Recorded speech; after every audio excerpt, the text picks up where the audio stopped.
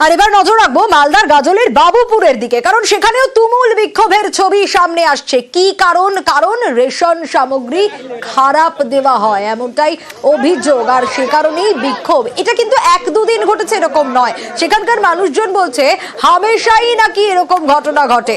এবং আজ ঠিক কি ঘটেছে দেখি, লিপেশের কাছ থেকে জানার চেষ্টা করি। লিপেশ, কি হয়েছে একটু জানতে চাইবো, কারণ এই যে রেশন সামগ্রী খারাপ দেওয়া হয় এই অভিযোগ তো আগেও উঠেছে।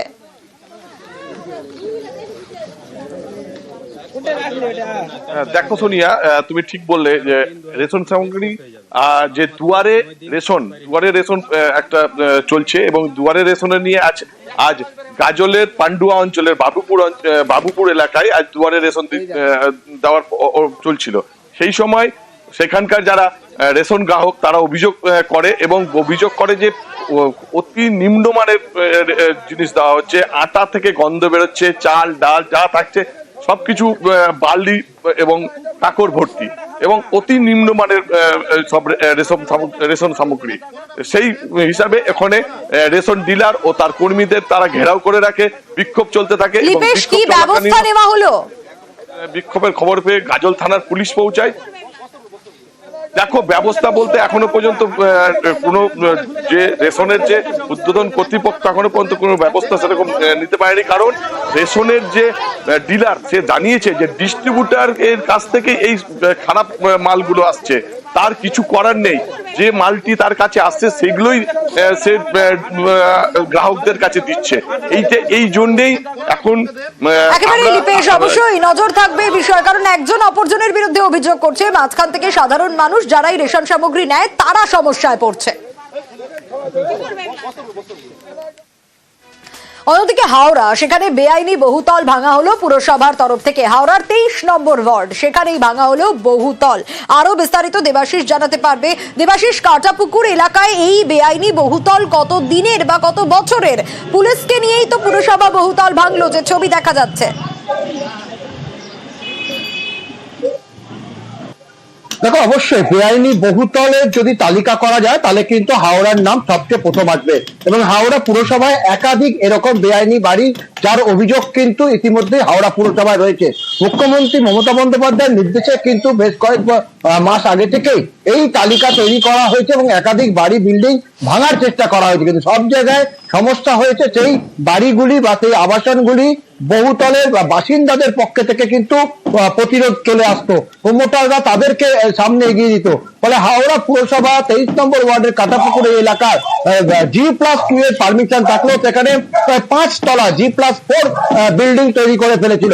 পুরসভা কিন্তু একদিকে যেরকম তারা বেআইনি বলে ঘোষণা করে, পাশাপাশি একেবারে উচ্চ আদালতের নির্দেশ নিয়ে এর আগেও ভাঙতে গিয়ে বাধা পায়। পরবর্তীকালে উচ্চ আদালতের আরো একবার একটু জানতে চাইবো এই ধরনের এই বিল্ডিং কিন্তু রয়েছে প্রায় 3 থেকে 4 বছর আগেকার পুরনো একটি বিল্ডিং, যা কিন্তু অনেকদিন আগে থেকেই অভিযোগ উঠেছিল বেআইনি। তবে এই ধরনের আরো বেশ কিছু বিল্ডিং রয়েছে হাওড়া শহরে, যেগুলি কিন্তু প্রত্যেক দিন বা প্রত্যেক সময় এগুলোকে ভেঙে ফেলা হবে। পুরসভার তরফ থেকে এই বেআইনি বিল্ডিং ভাঙা হলো। বেশ।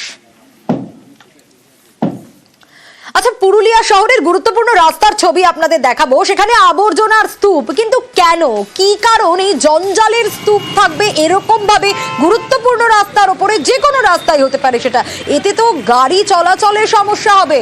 আরো বিস্তারিত জানতে পারবো ইন্দ্রর কাছ থেকে। ইন্দ্র, স্বাভাবিকভাবে এই প্রশ্নটা উঠবে যে ছবিটা আমরা দেখতে পাচ্ছি, এরকম রাস্তায় জঞ্জালের স্তূপ, গাড়ি চলাচলের সমস্যা হবে, সাধারণ মানুষ সমস্যায় পড়ছে।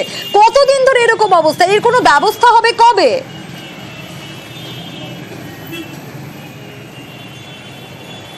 দেখো সোনিয়া, পুরুলিয়া শহরের বিটি সরকার রোড, যেটি পুরুলিয়া পৌরসভার এলাকার মধ্যে পড়ে, এবং এই রাস্তা একেবারেই অযোধ্যা, মানবাজার 1, মানবাজার 2, বড়াবাজার বিভিন্ন জায়গার মানুষ এই রাস্তা দিয়ে বাস স্ট্যান্ড অবধি আসতে হয়। ফলে একদিকে রয়েছে পুরুলিয়া জেলা স্কুল, অন্যদিকে রয়েছে জেলা গ্রন্থাগার। ফলে স্বাভাবিকভাবে গুরুত্বপূর্ণ সেই রাস্তার সিংহভাগ দখল নিয়েছে একেবারেই আবর্জনা। গত কয়েকদিন ধরেই আবর্জনা পরিষ্কার না করাতেই এই সমস্যা হয়েছে। যদিও একেবারেই পৌরসভার দাবি যে এই আবর্জনা প্রতিদিন থাকে না এবং যারা এই এলাকার বাসিন্দা তারা যখন খুশি আবর্জনা ফেলে তার জন্যই এই অবস্থা। অন্যদিকে সাধারণ মানুষের বক্তব্য যে পৌরসভা একটা গুরুত্বপূর্ণ রাস্তা, যেখানে আবর্জনা ফেলে দেওয়ার জন্য সংকীর্ণ হয়ে যাচ্ছে রাস্তা, অ্যাক্সিডেন্ট হচ্ছে, দুর্ঘটনা ঘটছে, স্কুলের বাচ্চাদের সমস্যা হচ্ছে, আবর্জনার উপর দিয়ে মানুষকে আমাদের নজর থাকবে যে এই খবর দেখানোর পর সমাধান কবে হয়। অন্যদিকে আলিপুরদুয়ার, সেখানে তপসিকাতায় দূষণের অভিযোগ উঠে আসছে। মিলের থেকে বর্জ্য ছড়াচ্ছে এমনটাই অভিযোগ, স্থানীয়রা অভিযোগ করছেন। আরো বিস্তারিত রাজকুমারের কাছ থেকে জানবো। রাজকুমার, যে ছবি আমরা দেখছি যে চালকলের সামনে স্থানীয়রা বিক্ষোভ দেখাচ্ছে, কিন্তু যে সিদ্ধান্ত মিল মালিক নিয়েছে মিল বন্ধ করে দেওয়া হবে, এটাই কি সুরাহার পথ? এতে তো সেখানকার মানুষজনের চাকরি চলে যাবে, কাজ চলে যাবে।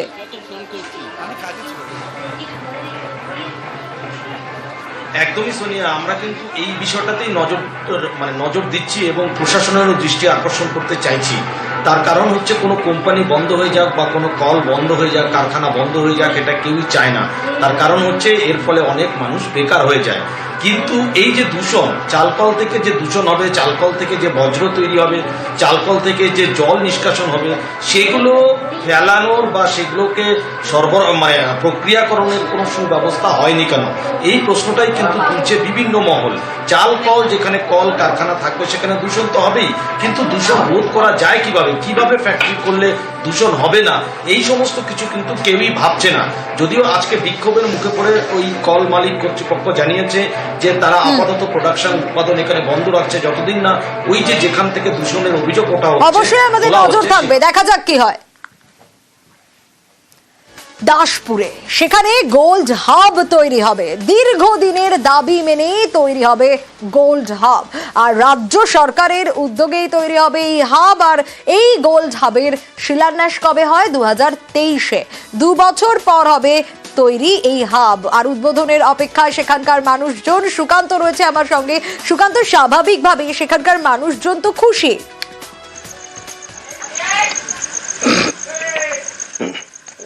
একদমই সোনিয়া, এলাকার মানুষ খুশি, কারণ রাজ্য শিল্প দপ্তরের উদ্যোগে প্রায় 60 কোটি 86 লক্ষ টাকা ব্যয়ে দাসপুর 2 নম্বর ব্লকের ফরিদপুর এলাকায় এই কিন্তু গোল্ড হাব তৈরির কাজ প্রায় শেষের পথে।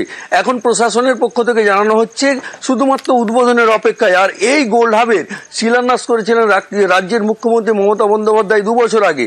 2 বছরের মধ্যে কিন্তু গোল্ড হাব সম্পূর্ণ হতে চলেছে। তোমাকে জানিয়ে রাখি সোনিয়া, যে এলাকার দাসপুর 1 এবং 2 ব্লক এবং ঘাটালের কয়েক হাজার যুবক তারা কিন্তু ভিন রাজ্যে স্বর্ণ শিল্পের সাথে যুক্ত। আর করোনার সময় তারা কিন্তু কর্মহীন হয়ে বাড়িতে বসেছিলেন। তারা জানিয়েছিলেন যে লোকাল কাজের জন্য তাদের কথাকে মান্যতা দিয়েই কিন্তু জেলা প্রশাসনের উদ্যোগে এবং রাজ্যের উদ্যোগে এই গোল্ড হাব তৈরির সিদ্ধান্ত নেওয়া হয়েছিল। এক কথায় এই গোল্ড হাব হলে এলাকা দিয়ে আমাদের মাননীয় মুখ্যমন্ত্রী উনি স্বর্ণশিল্পী ভাইদের দুঃখ দুর্দশার কথা চিন্তা ভাবনা করে ঘোষণা করেছিলেন যে আমাদের ঘাটাল মহকুমা এলাকার মধ্যে কোথাও একটা গোল্ড হাব করার প্রয়োজনীয়তা রয়েছে, যাতে আমাদের এই এলাকার বিভিন্ন স্বর্ণশিল্পী ভাইয়ের দিকে যাতে ভিন রাজ্যে গিয়ে থাকতে না হয়, তারা আমাদের এলাকাতেই থেকে যাতে বাড়িও ঘর সংসারও দেখাশোনা করবে, বৃদ্ধ বাবা মা ফ্যামিলিকেও যেমন তারা দেখাশোনা করবে, তেমনি পাশাপাশি তারা জীবিকা অর্জনটাও এলাকায় থেকেই করতে পারবে। বাঘের পায়ের ছাপেই গোটা গ্রাম আতঙ্কিত হয়ে যায়। সেখানে ভাবুন তো, একটা ঘরে চিতাবাঘ লুকিয়ে রয়েছে। হ্যাঁ, ঠাকুর ঘরে একেবারে ঘাপটি মেরে রয়েছে চিতাবাঘ। কোথাকার ঘটনা? কোচবিহারের 2 নম্বর ব্লকের সুখধনের কুঠি এলাকায় রীতিমতো হুলুস্থুল পড়ে যায়। ঠিক কি ঘটেছে একটু জানার চেষ্টা করব শুভঙ্করের কাছ থেকে। শুভঙ্কর, তারপর কি হলো? বন দপ্তরকে তো খবর দেওয়া হলো, তারপর?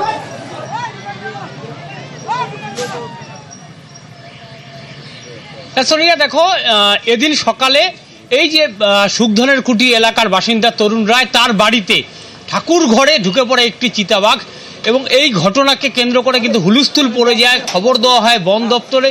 চিলাপাতা, জলদাপাড়া এবং পাতলাখাওয়া 3টি রেঞ্জের অন্ততপক্ষে 100 বনকর্মী এই চিতাবাঘ ধরতে আসরে নামে ফাঁদ পাতা হয়। গোটা এলাকা জাল দিয়ে ঘিরে ফেলা হয়। এরপরই সেই চিতাবাঘটাকে সেই জালে আটকে তারপরে বন দপ্তরের পক্ষ থেকে সেটিকে নিয়ে গিয়ে চিলাপাতার যে জঙ্গল সেখানে ছেড়ে দেওয়া হয়েছে বলে বন দপ্তরের পক্ষ থেকে জানানো হয়েছে। সোনিয়া। বেশ।